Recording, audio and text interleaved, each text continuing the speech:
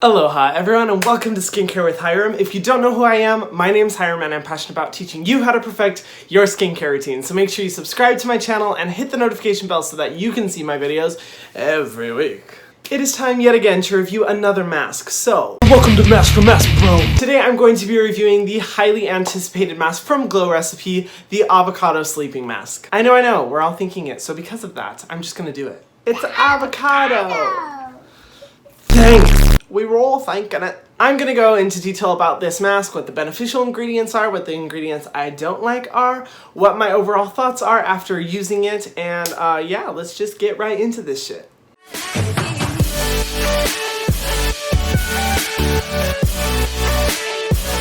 So if you guys aren't familiar with the brand Glow Recipe, they focus on kind of combining Western and Eastern philosophies for skincare. It's a brand that was founded by two young women who took their knowledge of Korean skincare and combined it with Western philosophies to skincare to kind of provide like a revolutionary approach to skincare. It's definitely a brand that has gotten a lot of attention very, very rapidly. If you aren't familiar with the watermelon sleeping mask, like, where the fuck have you been? Everyone talks about that mask. It's kind of super popular. That mask came out a while ago and they recently came out with this Avocado Sleeping Mask, which I know everyone has been coming out with sleeping masks right now, so it's definitely part of the trend, but I will say that with their watermelon sleeping mask, they were part of the trend like way before everyone else was, so like, good for Glow Recipe for being before the trends. Hashtag trendsetters.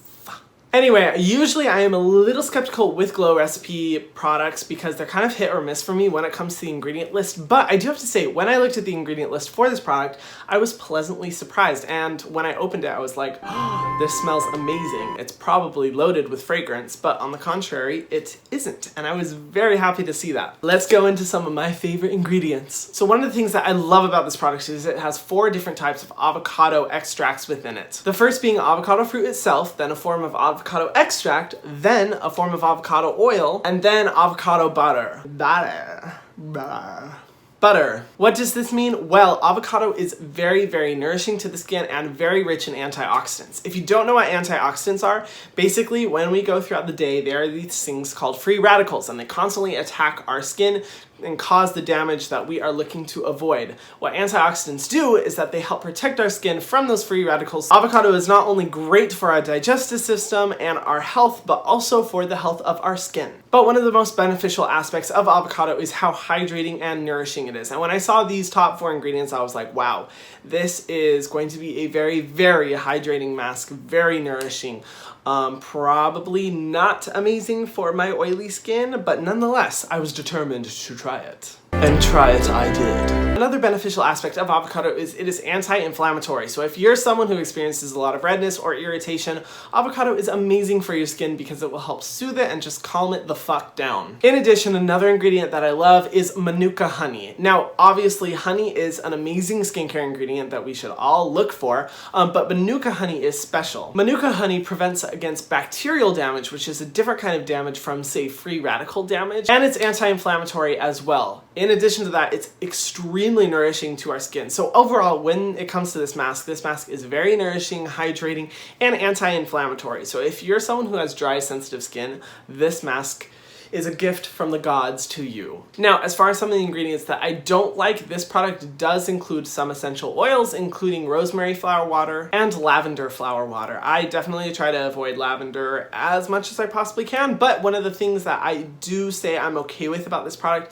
is that instead of really concentrated forms of essential oils, they are more diluted because this product uses flower waters as opposed to flower extracts. So it's going to be less concentrated, therefore the essential oils will be less damaging or irritating to the skin. So it does have that redeeming quality. Now, I was able to try this mask out, and I do have to say, the second I put it on, I was like, oh, she's thick. She is thick. This is a very, very thick mask, very hydrating. When I started smothering it across my face, honestly, I wasn't crazy about the initial feeling because I don't know if you've ever felt, maybe this is just for people who have oily skin, but sometimes a product will be so thick when you apply it to your face that you almost feel like your skin can't breathe.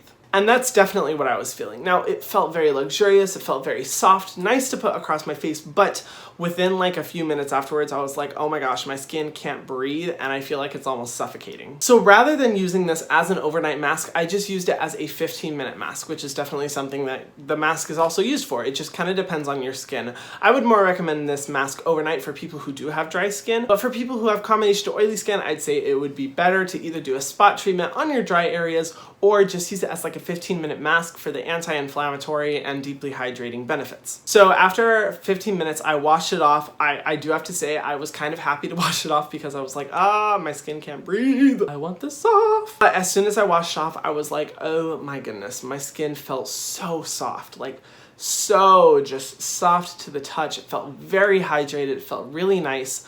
And I honestly loved the result. I wasn't 100% confident because I was like, okay, I have to see if I'm gonna break out in a few days, because usually if I use a very thick or very heavy cream, I will see congested pores within the next few days. But I don't know if it was because of my Clarisonic or because of the mask itself, but I didn't see any congestion in my pores and my skin felt very, very soft. So I do have to say that this was a really great mask as far as the results that I noticed. Will I use it again? Probably not, just because I have very oily skin, and that kind of suffocated feeling to my skin I wasn't a fan of. But I have to say, if you have dry skin, I am sure this product will be a godsend to you. I definitely think it's going to be very beneficial to anyone who is experiencing extreme dryness in their skin or extreme redness as well, because of the beneficial anti-inflammatory ingredients that this product has. What are your thoughts? Let me know down below. Have you tried Glow Recipe before? Are you a fan of the brand? Are you not? Let me know. I want to hear your opinions, and I try my best to respond to every single comment that I get on my videos. Be sure to comment on this video so that you can be one of the daily giveaway winners of my Skincare Junkie program, which is where I hook you up with the best skincare deals and giveaways